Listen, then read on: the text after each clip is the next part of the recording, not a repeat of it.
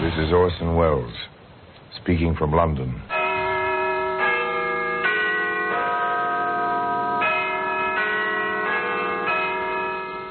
The Black Museum. Here, in a grim stone structure on the Thames, which houses Scotland Yard, there's a warehouse of homicide, where everyday objects, a simple glass, a piece of rope, a woman's handkerchief, all are touched by murder.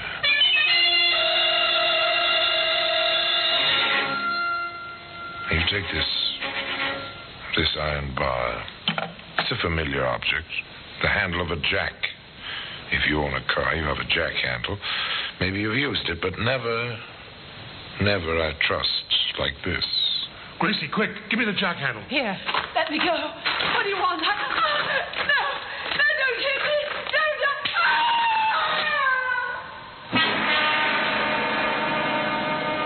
Today, you will find that jack handle in the Black Museum.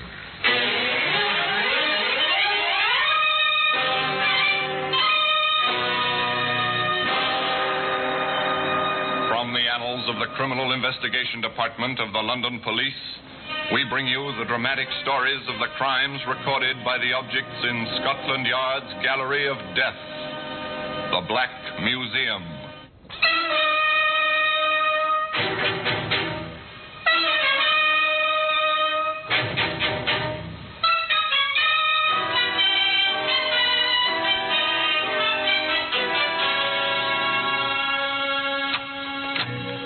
Here we are, the Black Museum.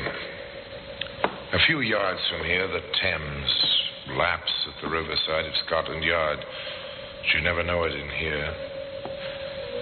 Not in this long, dim, stone-arched room.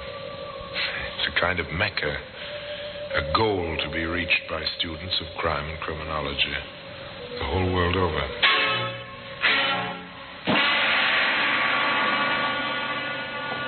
Yes, here in this room lies death and the mementos and souvenirs of death on these shelves, in these cabinets, under this well-dusted glass. The weapons, the key clues of every homicide in which Scotland Yard has taken part for almost 100 years. Now here, in this case, the small white box. It's from Edinburgh. This death was in this box. Death by poison. The death of a too importunate lover. Now, this tiny pistol, it's oiled. It's in working order. A Derringer, it's called. The killer wore it up his sleeve. And one morning at 8 o'clock, in the British tradition, the trap was sprung. The killer walked on thin air. The executioner received the customary £10.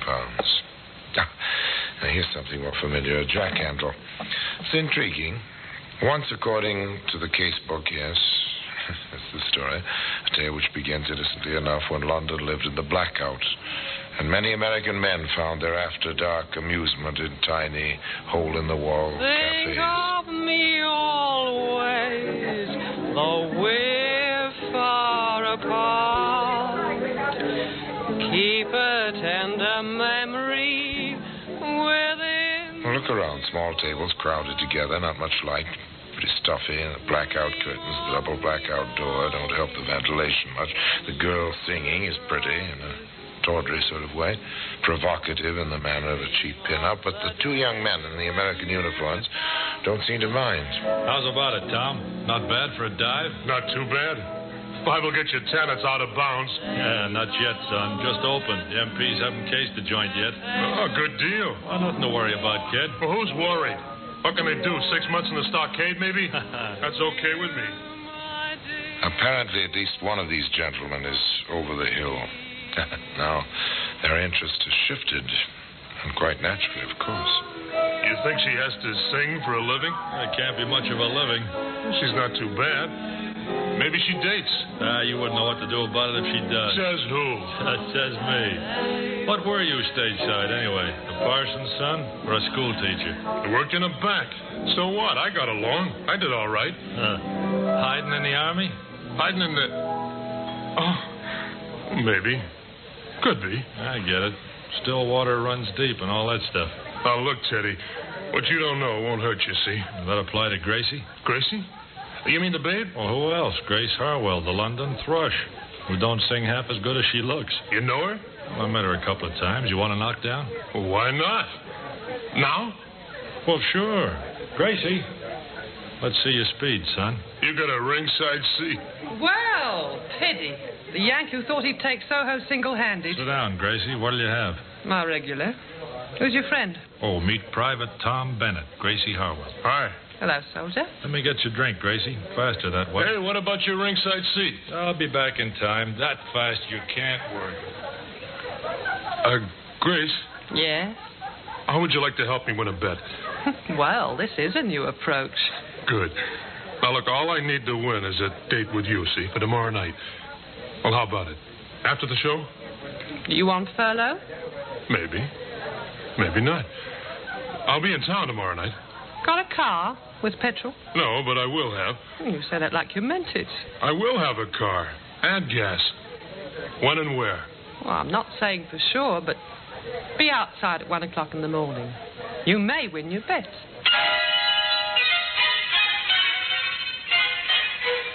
So they met.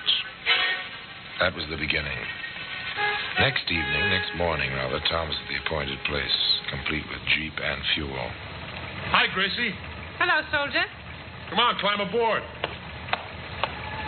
Where'd you get it? Let's say I borrowed it. Shall we go? Why not? A boy, a girl, a jeep. In the London blackout without benefit of cherry planes and palms. A time to relax, to make an impression on the girl. The former bank clerk made his play to the girl who sang club dates on the seamy side of London. It's too bad. No moon tonight. The moon means bombers. At this point, that's not too bad. Well, that's silly. Oh, look, bombers mean there's a war on. No war, I wouldn't be here. Well, what's good about that, being here? I could itemize. One, I met you. Let's leave it at that. You start early. That's the States. Don't waste time. You didn't waste time borrowing the Jeep. What's one Jeep, more or less? I worked in the carpool. I know my way around. You must. You went back to get the car. What are you getting at, sister? The car? It's out without a pass. So are you. Smart girl. I know my way around. Want to sell the Jeep? I know a fellow will give you a good price. No, I need it. What for? Business. What kind of... Look out! That bike! Gee, thanks. Oh, That's no place for a bike this time of night. Nor the girl on it. what kind of business? I have a small problem. Being out without a pass, I don't get paid. Oh. Money's necessary even in wartime.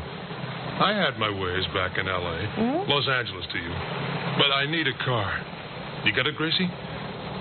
Now, if you'd like a small demonstration, we can begin. You know, a man boasts to a girl and decides to make good the boast. This very modern variation on that theme consisted of stopping the Jeep at the side of the road, cutting the engine, waiting. Half amused, half interested, the girl sat quietly as the soldier climbed out of the car and stationed himself in the shadows. Along the road came the bicycle, the girl on it pedaling swiftly, her thoughts 1,000 miles away. She drew alongside the parked, half-hidden Jeep. Okay, sister, I'll take that bike. Hey, what's the idea? I'm going to get home. I want that bike, do you hear? I won't give it. Shut up. You want one across the mouth? Oh, no, you leave me alone. You leave me alone. You leave me alone.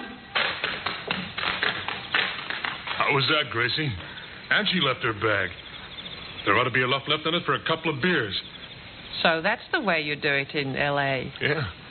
You're all right, Tommy. Only next time, let's crack it for more than the price of a couple of beers.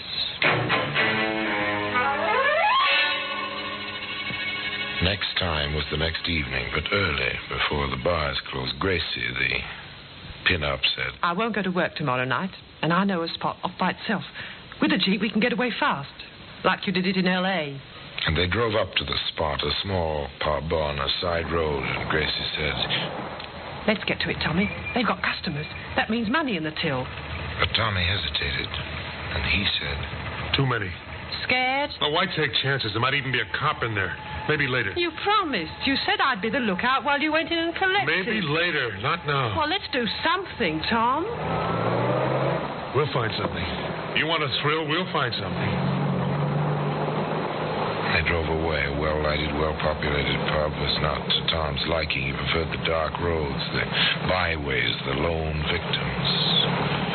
But Gracie wanted her thrill. Tom found it for her.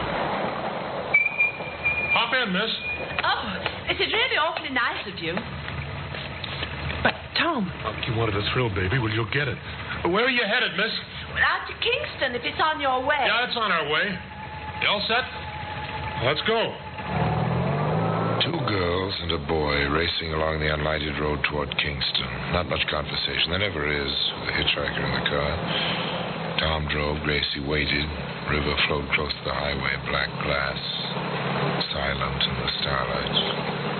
What's wrong? I think I have a flat. Oh, I didn't hear... I said I think I have a flat. Oh, yes. It does feel off a bit. The Jeep, I mean. Felt like the left rear. Can I help? If you'd get out, miss. You can leave your suitcase. The tools are under your seat. Of course. What can I do? I'll need the jack. The handle is on the floor, Gracie. Yeah, I've got it. You, miss. I want your handbag. What? Oh, no. No, you keep away Give me that from bag. me. Oh, help, somebody. Help. Oh, no, get away from me. Get away. Let go of my dress. Go on, Tommy. Grab her. Rough her up. No, I won't. Gracie, quick, give me the jack handle. Here. Let me go. What do you want? No, don't hit me. No. Ah! Fight back, will you? Hit her again, Tommy. Hit her. What for? She's done. We got her stuff. I think she's breathing. So what? Give me a hand. What do we do with her? Into the river. What do you suppose I picked this place for? Get her feet. Stop them. Now, into the drink she goes.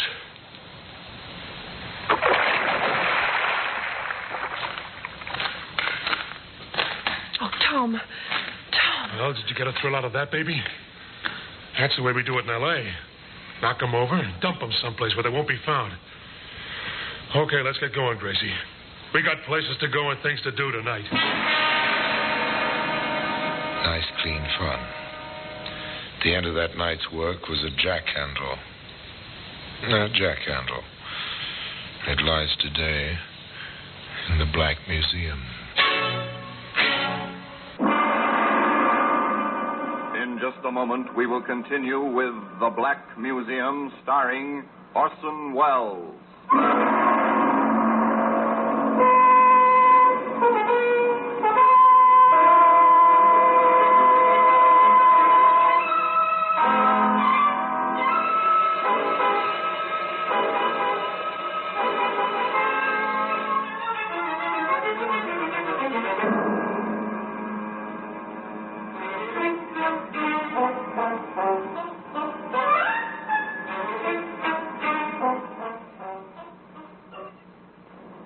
And now we continue with The Black Museum, starring Orson Welles.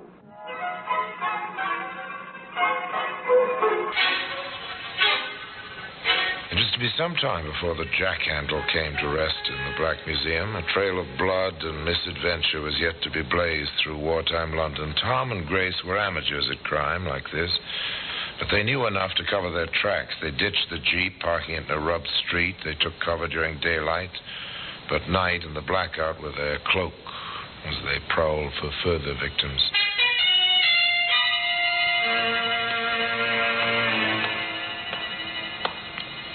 I'm sick of walking. Does my lady want her limousine? I want to ride. Do you hear, Tommy boy? I hear. Come on, we'll duck into this vestibule. Something will be along. Give me a kiss. Oh, you never have enough. Haven't kissed a babe in a doorway since L.A. Good. What's that in your pocket? This? You like it? Shell in the chamber, full clip. Where'd you get it? Army stores, Natch. Pretty? Throw it away. Are you kidding? Do you know what they give you for carrying a pistol in this country? Well, what's the difference? We killed that dame, didn't we? They take us, it's the chair anyway. Well, over here, it's the rope. At 8 o'clock in the morning. I'm cold, Tommy. I'm cold. You cold? Maybe you're the warmest thing in London. What's that, a car? Must be. Come on. throw the pistol away. You want to ride, don't you? Hey, driver, give us a lift. He's stopping for us. Obliging fellow, isn't he? Where to, Yank? Your way, towards Shepherd's Bush. My girl's got kind of tired of walking. This is awfully nice of you. I'm a taxi, you know. Private car with hack license. I'll have to charge you for the ride. Well, we don't mind, do we, honey? We got plenty of money. Hop in. In the back.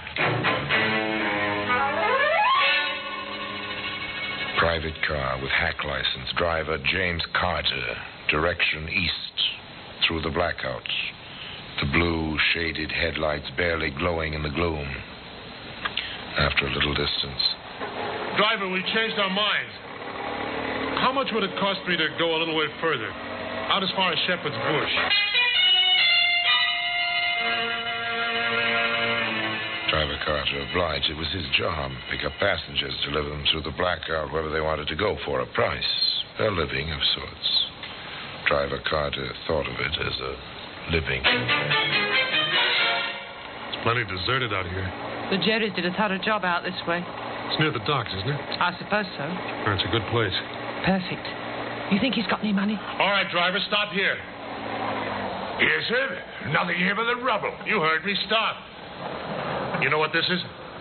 Service pistol. You hold it, Gracie. Got it. Don't move, driver. She's got an itchy finger. You can have my wallet. Keep him covered, Gracie, while I open the front door. Give me back the gun. Hurry, Tom. All right, you, driver, get out. On this side. You can have a car, too. Just leave me alone. Gracie, did you ever see the hole a 45 makes in a man? No, Tommy. Never. No, don't! Big enough to put your fist through in the back where it came out. Let's toss him in the rubble. That'll do it. Now we can ride anywhere you want to go. It doesn't take much to kill a man. You pull the trigger. The firing pin strikes the cartridge. The powder explodes. And then the bit of lead tears into the man. That's all. Nothing left but a few chemicals, which once were living flesh. A few rags of clothing. Toss it into the rubble. Dust to dust.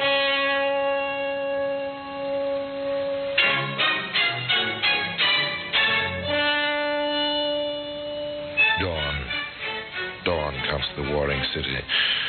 The sun touches the rubble. The sun moves warmly over the cold rubble, over the dead. The night watchers start home. The fire wardens, weary but relieved after a quiet night, take a shortcut toward their breakfasts and a few hours' sleep.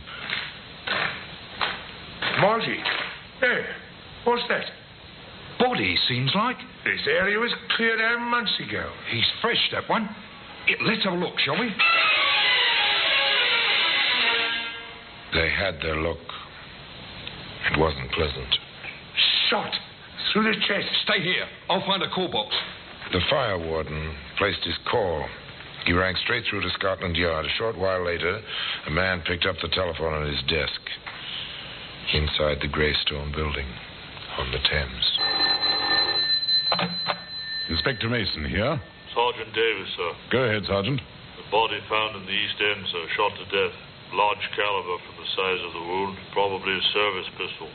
Identified as yet? The identity papers are still on him, sir. James Carter, taxi driver, private car registration, tag number RD7445. The car? No sign of it, sir. Tire marks in the road. It's a thoroughly bombed area, sir. Very little traffic. Another one. Very well. Send out the usual teletype. Description of the car. You know, check for relations, friends of the deceased. Well, that's all we can do for now. Routine. The teletype to all police stations. The constables memorize the details while they go on patrol. London is a big, sprawling city. The blackout isn't any help. That's all for now.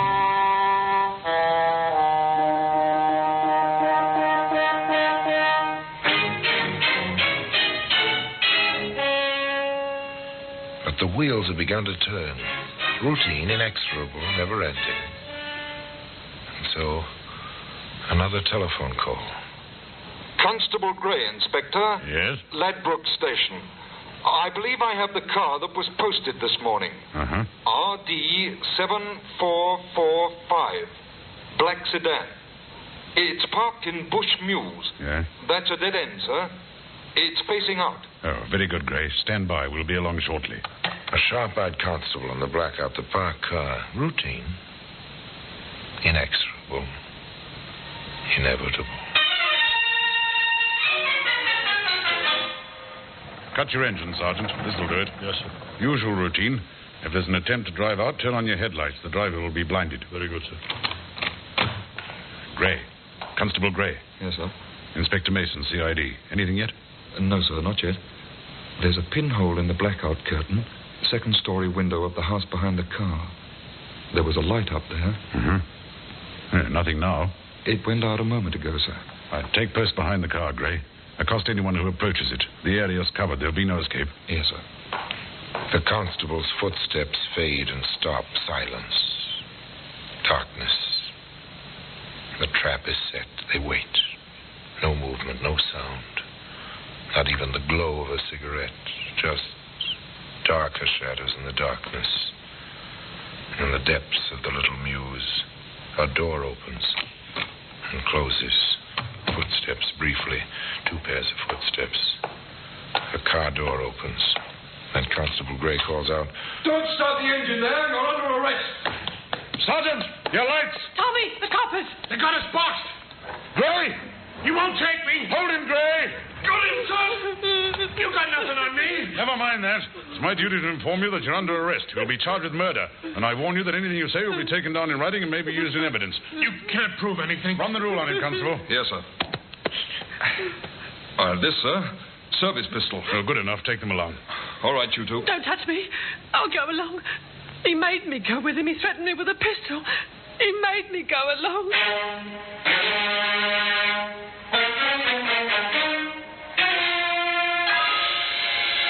That was her cry. All through the trial, which followed swiftly. That was the plea of the tawdry little pin-up from the seamy side of London. He made me do it. He hit me, showed me his pistol. He made me do it. What are the robberies, the cheap, shilling-sized robberies? Yes, I took that girl's purse. I went through the driver's wallet before we left his body, but he made me do it. You've got to believe me. He made me do it. There were other, far less hysterical witnesses, men who spoke with a calm certainty of truth. There was the ballistics expert.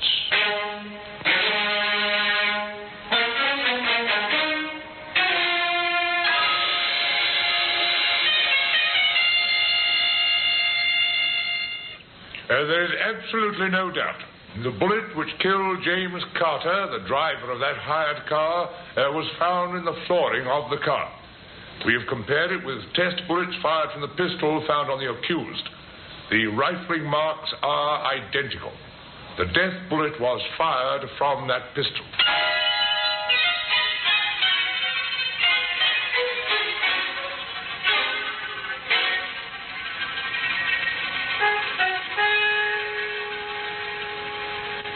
Tom Bennett, accused of murder, wanted for desertion by the United States Army, former bank clerk.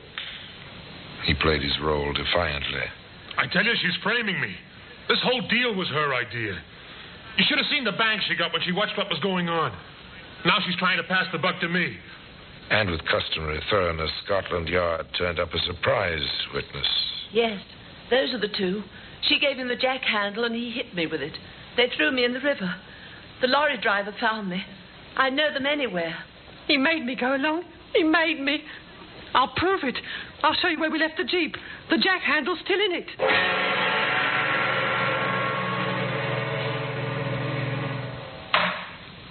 Gentlemen of the jury, have you reached a verdict? We have, my lord. Let the prisoners face the jury. What is your verdict? We find both defendants guilty of murder and add a recommendation of mercy for the female prisoner.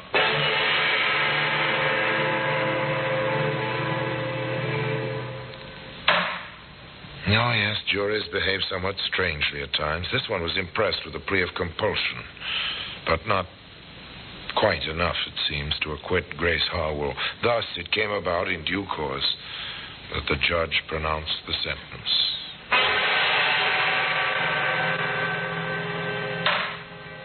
Thomas Bennett, you have been found guilty of murder.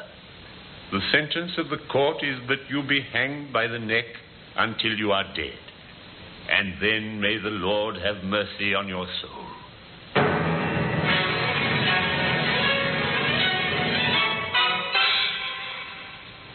On Grace Harwell, the judge pronounced the same terrible sentence.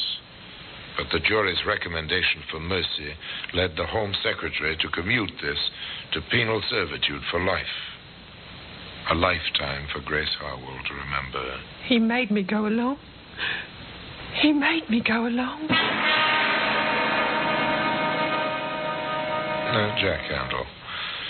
It lies today in the Black Museum. So much for the story of Grace and Tom. Tom's life ended on the scaffold. The life of Grace Harwell continues in the drab monotony of Holloway Prison.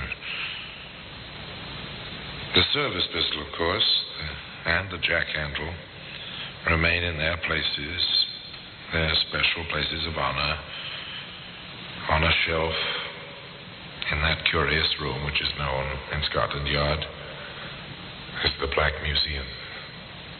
And now, until next time, till we meet again in the same place, and I tell you another story of the Black Museum, I remain, as always, obediently yours.